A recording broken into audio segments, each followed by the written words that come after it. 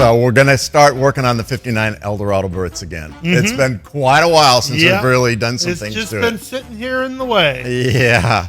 I've come up with the idea that wouldn't it be great if we get our customers who are out of the United States to actually come on vacation for a while with their specialties, all expenses paid trip, put them up, and they can work on the 59 Eldorado Biarritz and then go off and take their vacation. They will pay for that, but I mean, just saying, you know, when they're here, they're working on the car. We'll put them up and let them work on their expertise. Yeah, and have enough money to go and enjoy the rest of the vacation, you know? Yeah, so that might just work. now we're going to get back to what we have here. These rare bucket seat options that came with our 59 Eldorado Biarritz. Yeah, no, they look pretty solid for something that's this old and in the condition that this car was in when we got it. Right, I mean, they're almost, for a lot of guys, they'd be serviceable.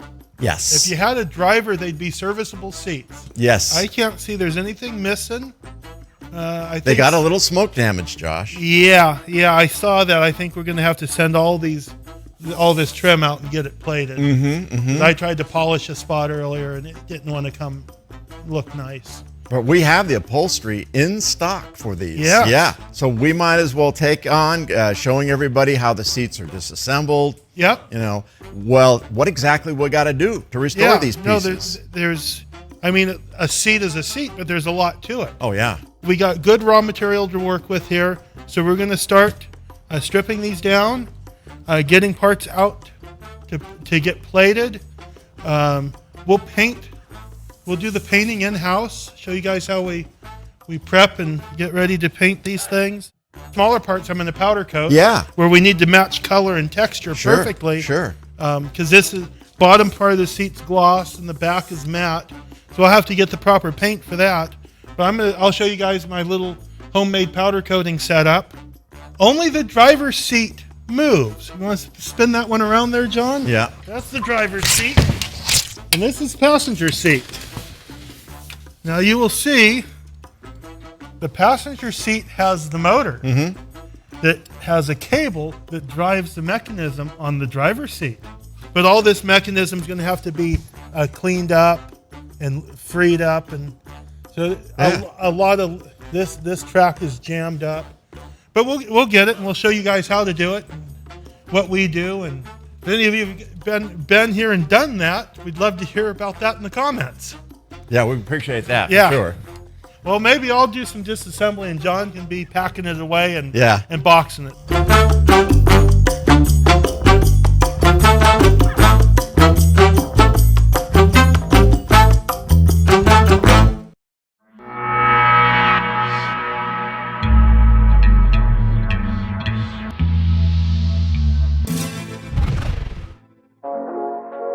So here we got the passenger seat, and we're going to begin disassembly of it. And now we got a video to refer back to when we go to put things back together. You guys ought to be taking some pictures as you take things apart, no matter what it is that you're working on. So let me see if I can get my speed wrench over here, get these out a little bit faster.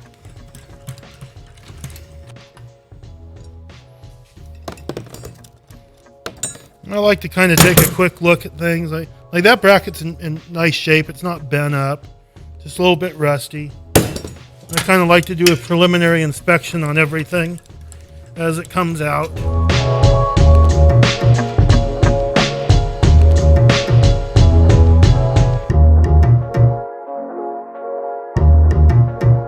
So these parts, we'll clean them up, and I'll show you guys how to powder coat.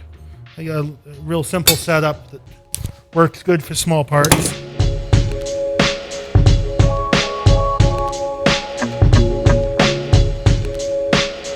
I will freely admit that I have never taken one of these apart.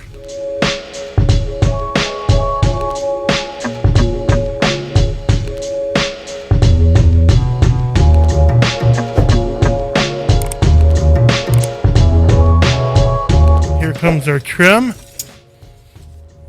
Got our clips that look to generally face screw in goes towards the outside.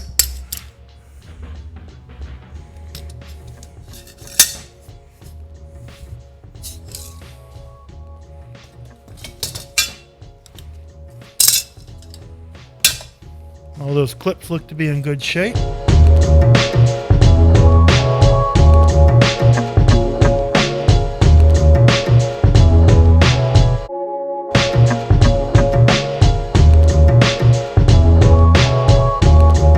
Oh, somebody's been here before, it looks like. 2 different lock washers. So we got the bottom of the seat frame here. This will go and be stripped of its paint, and we will get the proper paint, and we won't duplicate the factory runs in the paint. And here's the motor. Do a rebuild series on this, all this mechanism.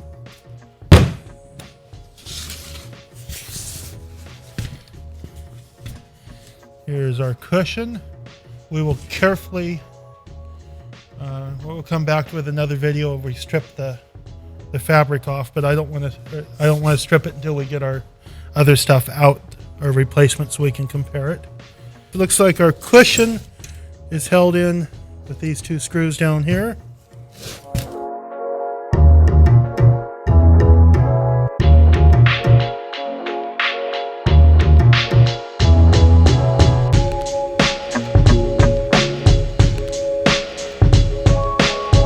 Backrest cushion. Now what we have to do is we want to get this piece of trim off, and it's got the other seat, it's starting to come off, and it's got pegs that just get bent over.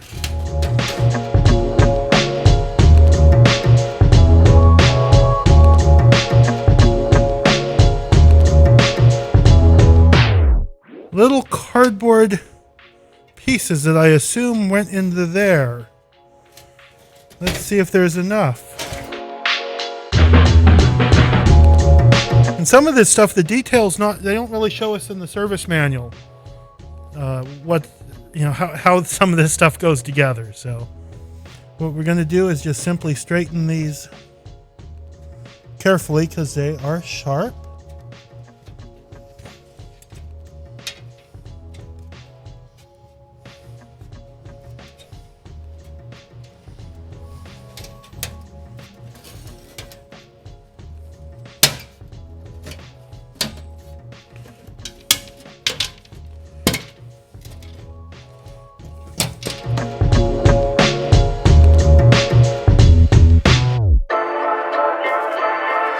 I have to find something for these. I don't know if these are a reproduced part or not. Want to come over here, John, and take a look? You seen anything like that? It's the bump stop for the seat back.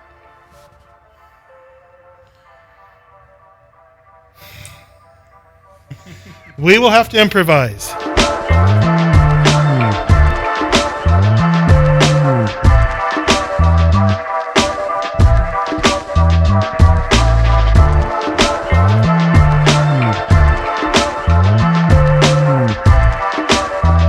Now this is magnetic, but it does appear that it possibly is stainless. It's not been plated, so it could be 400 series.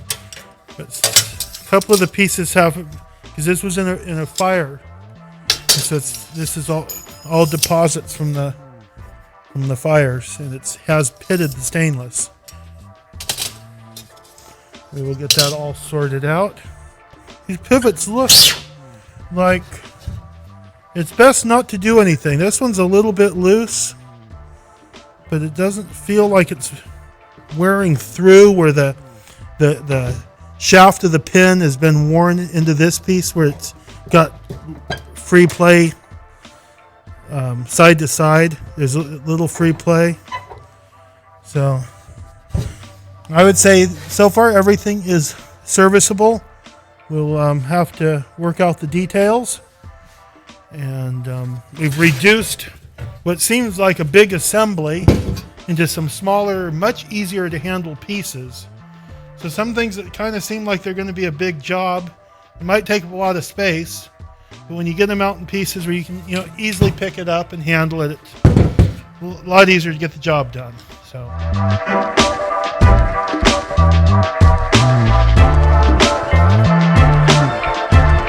The driver's side here has the actuator to move the seat forward and backwards. This track here just slides, so only one side's powered. And since this cushion wants out, we will go ahead and take this cushion out.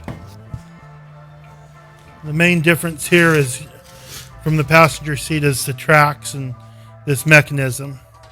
And so we're lucky. This all looks very serviceable.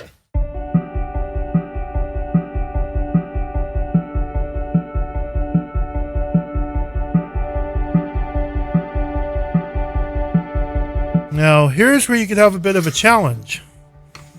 You got one bolt here. The other bolt is right in here, covered by the mechanism. We've been lucky with this. This car's good. I can stick the screwdriver in there, and you can see the bracket. Since the seat's stationary, the bracket is what moves.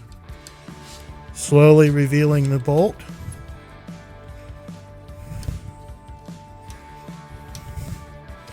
I was looking at this. This piece here of rubber should be that shape. Just been compressed for so long. Somebody had the seat all the way back. And then this bar here sits in rubber in this bracket. And this is still soft. And we don't know if we can get this rubber piece. So this is something to very carefully check out if you're dealing with something like this. And be very careful not to damage it if it's in good condition. I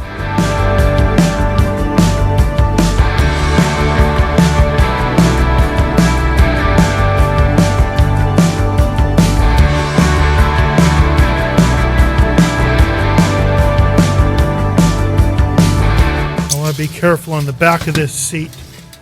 We don't tear that up. We don't want to break any of those tabs off.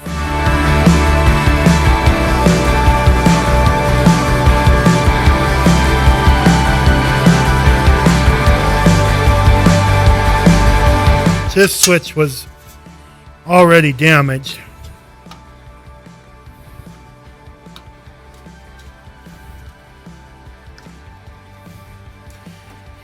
All these screws like this, if you know which size you need, we have a lot of these parts.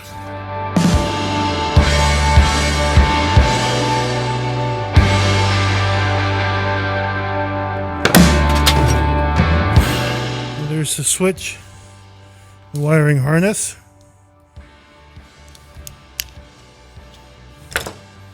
See what happens, it makes these things not really repairable, is this plastic housing gets broken. Somebody's pushed in on this real hard.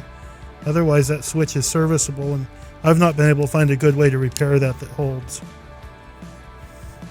But we do have repair parts and used and tested switches.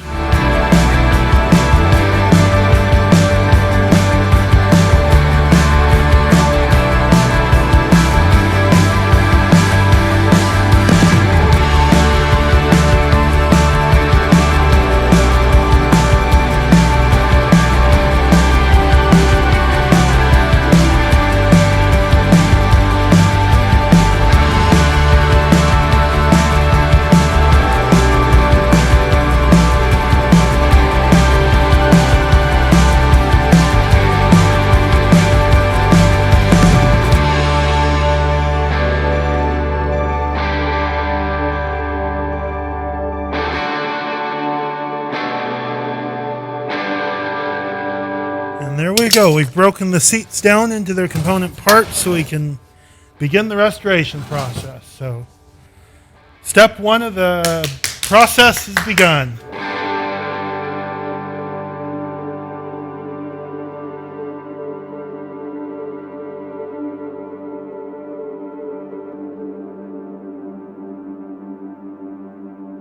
At Caddy Daddy Presents, it's all about giving back. Please enjoy the video of the Boys and Girls Clubs of St. Helena and Calistoga.